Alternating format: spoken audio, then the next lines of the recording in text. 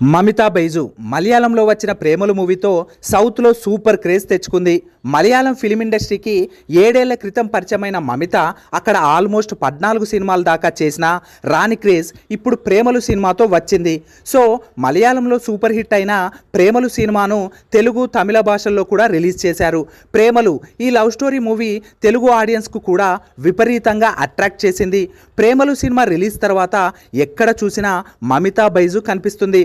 అంతగా ఆడియన్స్ మనసులు గెలిచిన మమితాకు తెలుగు నుంచి కూడా క్రేజీ ఆఫర్స్ వస్తున్నాయట.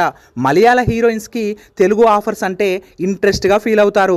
అక్కడ హీరోయిన్స్కి తెలుగులో నటించాలనే ఆసక్తి కూడా ఎక్కువగా ఉంటుంది. ప్రేమలు రిలీజ్ తర్వాత తెలుగు యూత్లో మమితాకు ఏర్పడిన క్రేజ్ చూసి చాలా నిర్మాతలు ఆమెను తన నెక్స్ట్ సినిమాలో హీరోయిన్గా తీసుకోవాలని ప్లాన్ చేస్తున్నారంట.